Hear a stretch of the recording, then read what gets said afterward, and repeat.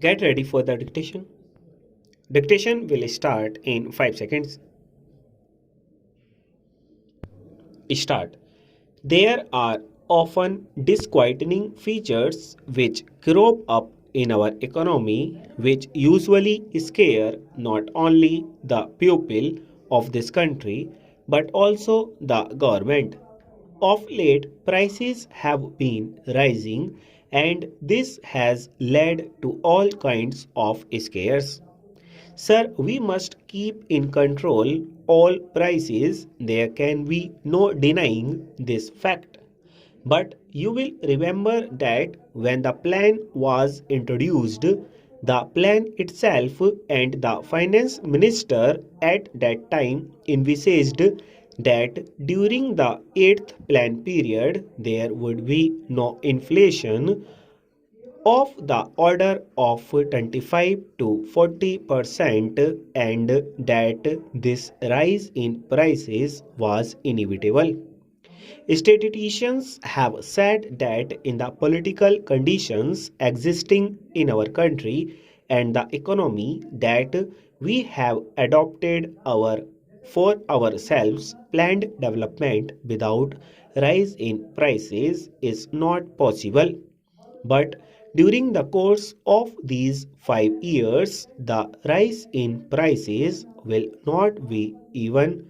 There will be points when the prices will go up very much. But what we should aim at is that on an average prices are kept steady. Therefore, what is needed is that both investment and inflation should be faced.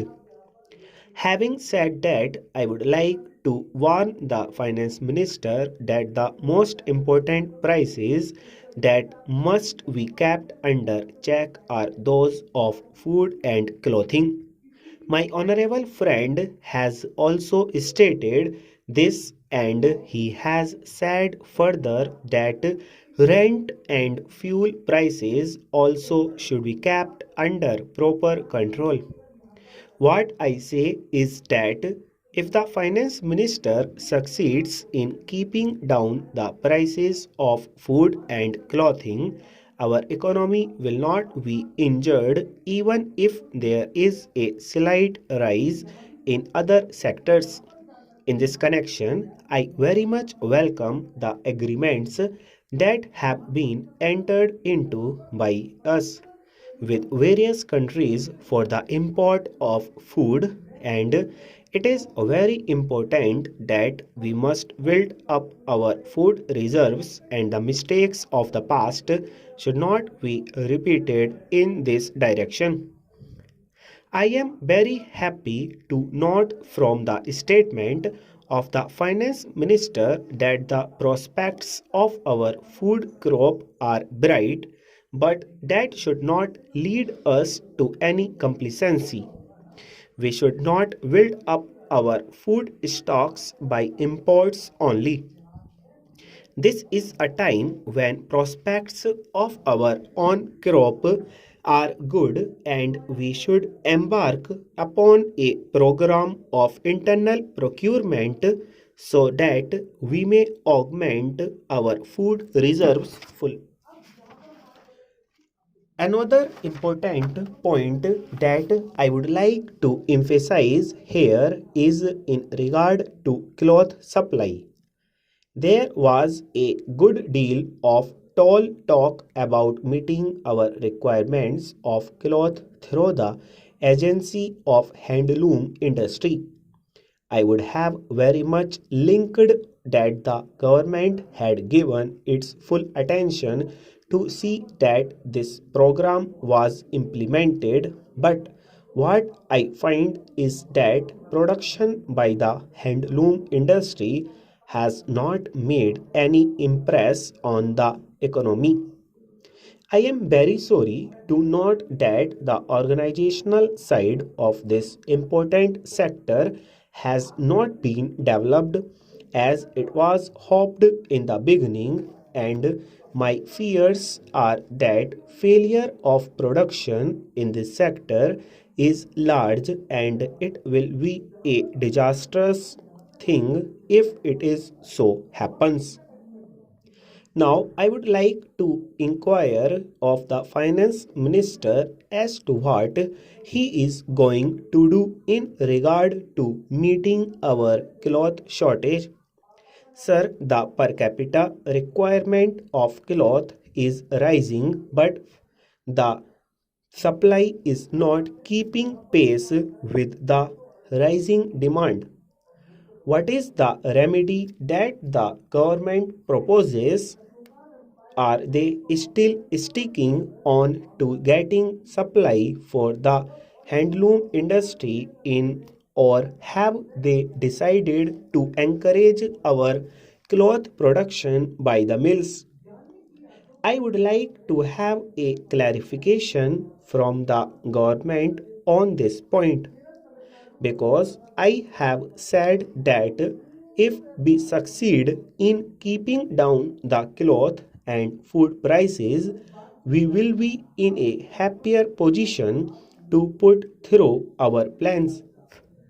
Now, sir, with regard to our sterling balances, you will remember that several times I have pleaded during the course of the 7th plan period that we are not making enough and proper use of our foreign resources. On this particular point, I would like to congratulate our finance minister because he has been successful in making a proper use of our foreign resources. These resources were available to us, but we were not making any use of them.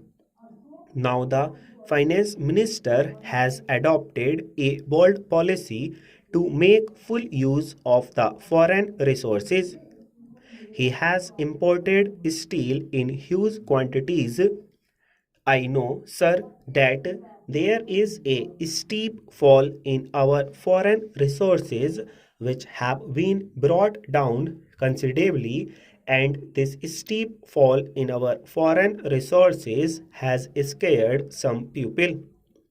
In this connection, sir, I would request to our finance minister to so phase the utilization of our foreign resources that there is no steep fall which generates a kind of scare in the country.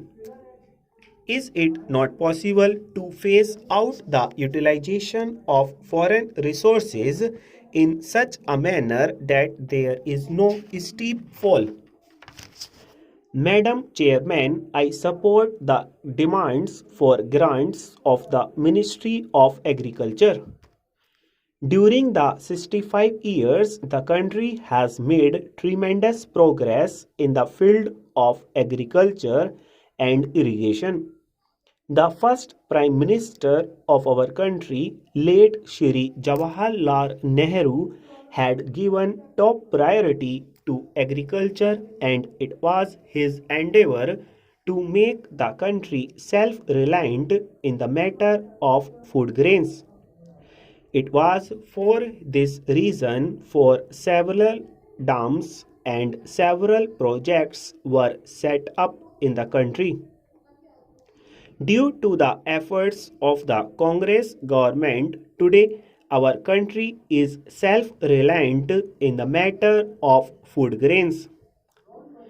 You are aware that the farmer is the backbone of the country, but he is neglected by both the state and the central governments regarding remunerative prices. It is true that the farmer has no association, no trade union spirit, and the agricultural sector is an unorganized sector, full stop.